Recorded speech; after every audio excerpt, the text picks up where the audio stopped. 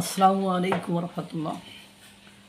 Doctor ইউনূসের হাত ধরে দেশ ধীরে ধীরে ধ্বংসের দ্বার প্রান্তে যে দাঁড়াচ্ছে, কিনারায় যে দাঁড়াচ্ছে। কারণ বাংলাদেশের মতো একটি দেশ চলতে হলে তার বিদেশি সমর্থন দরকার, বিদেশি সাহায্য দরকার। কিন্তু দুর্ভাগ্য হলো সত্য যে সেই বিদেশি সাহায্য আর সহযোগিতা অদূর ভবিষ্যৎ বাংলাদেশ পাবে কিনা, ইতিমধ্যে পাচ্ছে না। লোন পর্যন্ত দিচ্ছে না, সাহায্য তো দূরে থাক, মানে ঋণ পর্যন্ত দিতে অসম্মতি জানাচ্ছেন। যে আমরা যখন ডক্টর ইউনূসকে ক্ষমতায় বসানো হলো তখন ভেবেছিলাম এবার মনে হয় দিন রাত সব সমান হয়ে গেল, এবার ডলার ডলার উন্নতি উন্নতি, মানে নানান তাল কাহিনী, বিশ্ব আমাদের কাছে ছুটে আসবে। হ্যাঁ, আলাউদ্দিনের চেরাগ, মানে ওই যে কথার ফুলঝুরিতে আমরা মানে একেবারে মানে বিমোহিত হয়ে গিয়েছিলাম।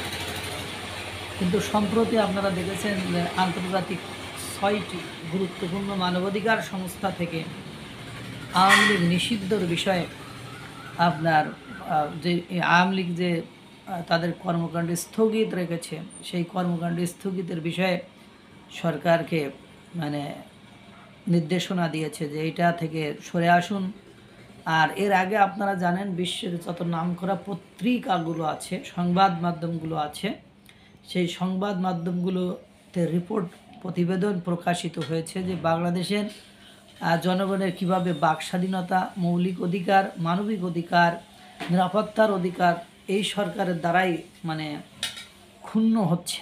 সেটা কিভাবে বাক স্বাধীনতাকে গলা টিপে হত্যা করা হচ্ছে, কিভাবে ভোটাধিকার কেড়ে নেওয়া হচ্ছে, সেটা আপনারা শুনেছেন।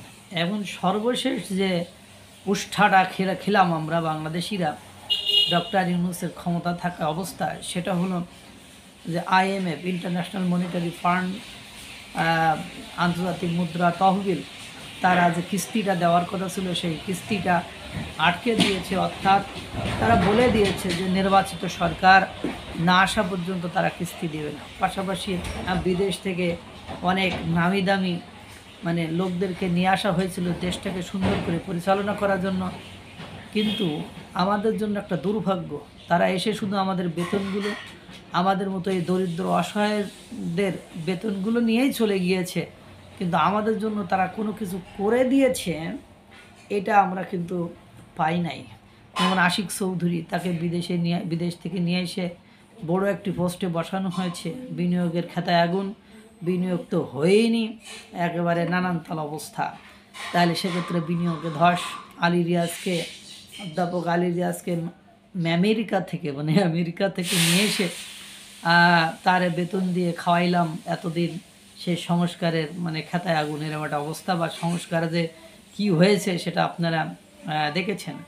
এখন এই যে আন্তর্জাতিক সংস্থাগুলো, IMF, সবাইকে অগ্রাহ্য করে, সবাইকে অমান্য করে আপনি যখন হ্যাডাম দেখাতে যাবেন বাংলাদেশের মতো একটা রাষ্ট্র হয়ে, তার মধ্যে আবার আপনার প্রতিবেশী রাষ্ট্রের সাথে সম্পর্ক ভালো নয়, প্রতিবেশী রাষ্ট্র হ্যাডামালা রাষ্ট্র ভারত, তার সাথে যদি সম্পর্ক ভালো হতো তাহলে সে ধাক্কা দিয়ে আপনাকে চালিয়ে নিত। যে বিশ্ব বড় বড় রাষ্ট্র সবাই মুখ ফিরিয়ে নিল।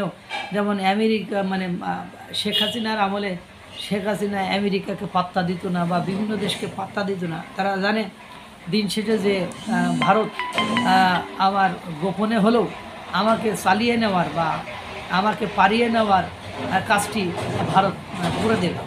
কিন্তু বর্তমান সময়ে এসে সেই ভারতের সাথেই তো সবচেয়ে বড় শত্রুতা বাংলাদেশের।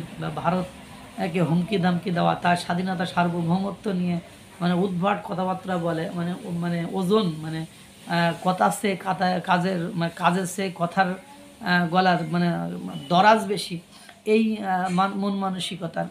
পাশাপাশি আপনারা দেখেন যে চট্টগ্রাম বন্দর দিয়েছে, এটা দেখলাম চট্টগ্রামবাসী বিভিন্ন আন্দোলন কর্মসূচিতে যাওয়ার সিদ্ধান্ত নিয়েছে। আর সবচেয়ে বড় দেশের যে ক্ষতিটা হলো বা করা হলো সর্বশেষ, সেটা হলো এমনি আপনারা জানেন যে উপমহাদেশে মানে এশিয়া মহাদেশে বাংলাদেশের মুদ্রাস্ফীতি সবচেয়ে বেশি। মানে বাংলাদেশের দ্রব্যমূল্যের দাম দিন দিন মানে ঊর্ধ্বগতির দিকে যাচ্ছে, মুদ্রাস্ফীতি বেশি, মূল্যস্ফীতি বেশি হয়ে যাচ্ছে।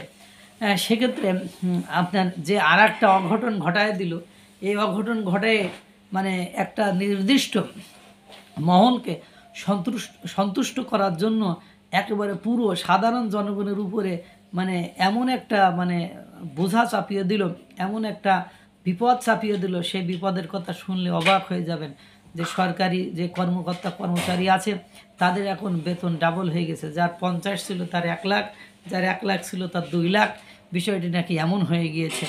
এর ফলে বাংলাদেশের যারা সাধারণ জনগণ 300 টাকা 400 টাকা মজুরি খাটা কামলা খাটা লোকজনের যে 1 লাখ টাকা আয় করছে, এখন আপনারা জানেন প্রতিবাদ তো সরকারের কর্মের অপকর্মের প্রতিবাদ তো এখান থেকে আসে। তাদের মানে যারা চাকরি করে তাদের কোনো ক্ষতি হইলে তারা মানে উঠে পড়ে লাগে।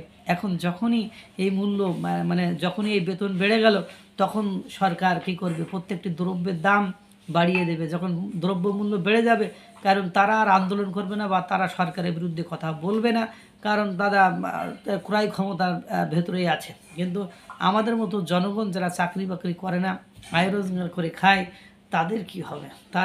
তাদের তো ক্রয় ক্ষমতার বাইরে চলে যাবে। আর ক্রয় ক্ষমতার বাইরে চলে গেলেই এর দুর্ভিক্ষের দিকে গুটি গুটি পায়ে দেশ হেঁটে যাবে। এবং এটা নিয়েই দেখবেন বিভিন্ন মহলে বিভিন্ন ধরনের ঝুট ঝামেলা, মারামারি, কাটাকাটি, ছেঁড়াছেঁড়ি হচ্ছে।